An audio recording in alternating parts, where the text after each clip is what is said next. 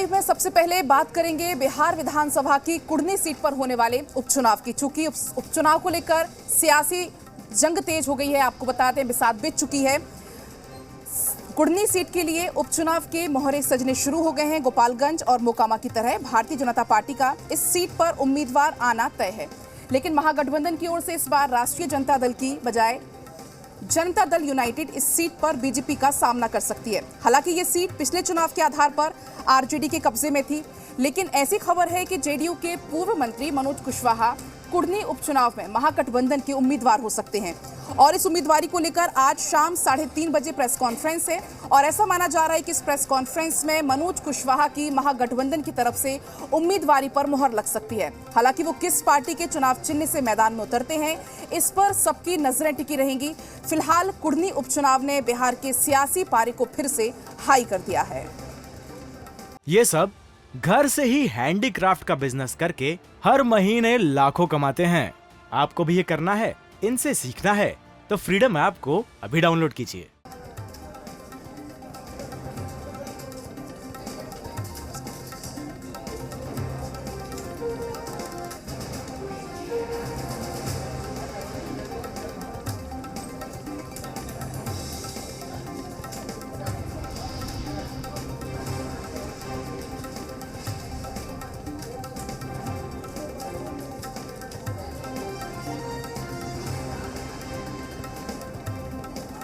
और चलिए तमाम बातचीत के लिए सीधा रजनीश का रुख करेंगे। लाइव जुड़ गए हैं रजनीश। जिस तरीके से देखिए अब उपचुनाव की जंग तेज हो गई है, इसको लेकर बिसात बिछना शुरू हो गई है। 3:30 बजे प्रेस कॉन्फ्रेंस होनी, क्या कुछ खास इस प्रेस कॉन्फ्रेंस को लेकर? देखिए, कुढ़नी विधानसभा जो सीट है इसको लेकर दोनों खेमे में उम्मीदवारी देने को लेकर काफ़ी पशोपेश की स्थिति थी। वजह यह है कि कुढ़नी विधानसभा क्षेत्र जो है एक टाई की स्थिति आप मान ले। अगर दो जो उपचुनाव हुए हैं अभी, उसमें एक महागठबंधन के पक्ष में और एक एनडीए के पक्ष में। अब ये जो चुनाव होना है उपचुनाव, इसमें प्रतिष्ठा का प्रश्न बना हुआ है और पिछले जो सामाजिक समीकरण के जो निष्कर्ष निकले हैं या इसके पहले भी जो कुछ बातें निकलकर सामने आई हैं और जो परिदृश्य बदले हैं, राजनीतिक समीकरण बदला है बिहार में, तो उस दृष्टिकोण से कुढ़नी विधानसभा बेहद महत्वपूर्ण है।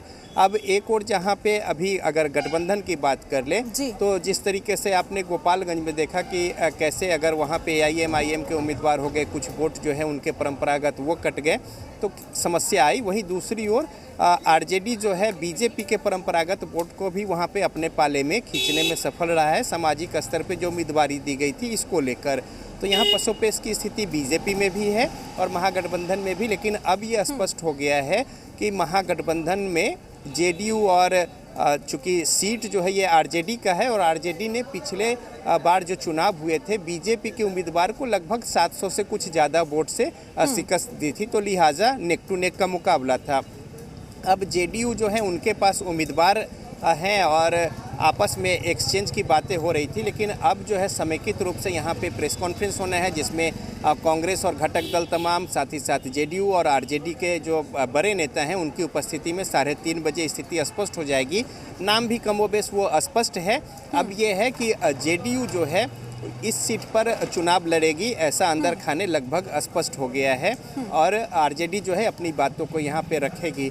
दूसरी ओर ये भी बता दें कि जो बीजेपी है कुढ़नी विधानसभा सीट को लेकर ये भी अंदर खाने चल रहा था कि ये सीट जो है हो सकता है अपने सहयोगी एलजेपी को दे दे, चूँकि जो परिस्थितियां बनी हुई थी इस पर कई सारे विचार विमर्श हो रहे थे। हालांकि ये अंतिम निर्णय नहीं है और अब जबकि उम्मीदवारी तय हो जाएगी उसके आधार पे सामाजिक समीकरण और उम्मीदवार को देखते हुए यहाँ पे जो बीजेपी है एनडीए का खेमा वो अपने उम्मीदवार उतारेगी। तो अभी जो 3:30 बजे प्रेस कॉन्फ्रेंस है उसमें राष्ट्रीय अध्यक्ष, प्रदेश अध्यक्ष जेडीयू दोनों की उपस्थिति होगी। अब्दुल बारी सिद्दीकी बड़े नेता हैं आरजेडी के और साथ ही साथ जो बिहार सरकार में मंत्री हैं आलोक मेहता, उनकी उपस्थिति होगी। मदन मोहन झा बड़े नेता हैं और कार्यकारी सारा कुछ देख रहे हैं बिहार में कांग्रेस का, उनकी उपस्थिति और दूसरे जो बड़े जो नेता हैं जो सहयोगी पार्टियों के, उन सब की उपस्थिति में घोषणा जो है वो हो जानी है उम्मीदवार की और साथ ही साथ तमाम जो स्थितियां हैं वो भी स्पष्ट हो जाएगी। तो बेहद दिलचस्प है कुढ़नी की लड़ाई। जो मनोज कुशवाहा का नाम सामने आ रहा है, हो सकता है इसमें उनके नाम पर मोहर लग जाए,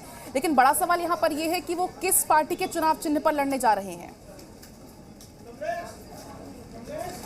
देखिए सीट जो है ये आरजेडी का है। पहले इस तरीके की खबर आ रही थी कि आरजेडी का सीट है, सिंबल आरजेडी का होगा, लेकिन उम्मीदवार जो है चूंकि मनोज कुशवाहा वहां से प्रतिनिधित्व भी करते रहे हैं और लेकिन वो जेडीयू में है।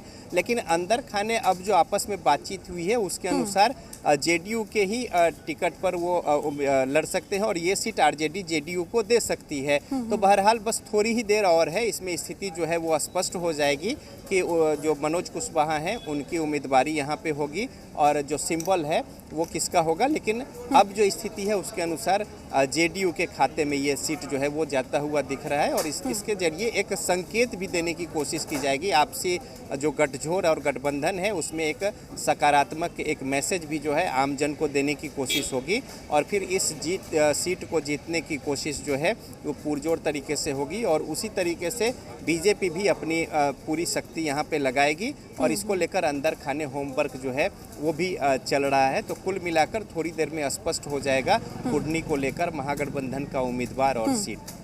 वाकई रजनीश, प्रेस कॉन्फ्रेंस के बाद तस्वीर बहुत कुछ साफ हो जाएगी। लेकिन बात यदि इस सीट की करें, आपने भी जिक्र भी किया कि आरजेडी के कब्जे में ये सीट रही है, लेकिन पिछले चुनाव को आधार माना जाए, आपको क्या लगता है किसका पलड़ा ज्यादा भारी रहेगा इस बार? देखिए जो सामाजिक समीकरण है अभी जिस तरीके से, उस हिसाब से अगर आप देखेंगे तो महागठबंधन का पलड़ा भारी है। लेकिन दूसरी ओर आप देखेंगे बीजेपी के साथ और भी कई सारी मुश्किलें हैं। आपने देखा होगा मुजफ्फरपुर में बोचहा का जो चुनाव हुआ था तो उसमें बीजेपी को मुंह की खानी पड़ी थी और बहुत लंबे गैप के साथ ये जो सीट है वो यहाँ पे जीता गया था। उसमें भूमिहार वोट की जो नाराजगी है वही मुजफ्फरपुर का ही जिला है और वैशाली और मुजफ्फरपुर से सटा हुआ ये कुर्नी विधानसभा क्षेत्र है।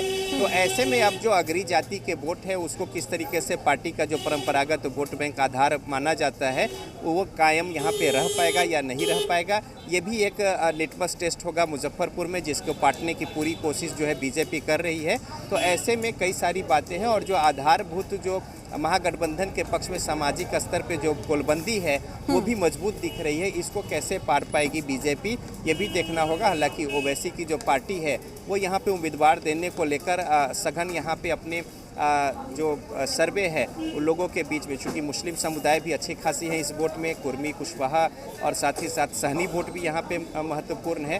तो कई ऐसे जो एक समाज के जो लोग हैं उनकी उपस्थिति इस क्षेत्र में महत्वपूर्ण है और ऐसे में जो दोनों खेमा है कैसे इसको अपने पाले में गोलबंद किया जाए, इसको लेकर जुगत और मुहिम में लगी हुई है। लेकिन अगर सामाजिक स्तर पे जो गठबंधन है उसमें अगर आप देखेंगे तो महागठबंधन का पलड़ा अभी की स्थिति में जरूर मजबूत है। जब उम्मीदवारी तय हो जाएगी, कैंपेन शुरू होंगे और फिर उसके बाद जो राजनीतिक बिसात बिछाई जाएगी। रजनीश, और अब समय बहुत कम रह गया प्रेस कॉन्फ्रेंस का, 3:30 बजे ये समय रखा गया है प्रेस कॉन्फ्रेंस का। तस्वीर बहुत कुछ साफ हो जाएगी प्रेस कॉन्फ्रेंस के बाद, आप नजर रखिएगा। बहुत बहुत फिलहाल शुक्रिया। ये सब घर से ही हैंडीक्राफ्ट का बिजनेस करके हर महीने लाखों कमाते हैं। आपको भी ये करना है, इनसे सीखना है तो फ्रीडम ऐप को अभी डाउनलोड कीजिए।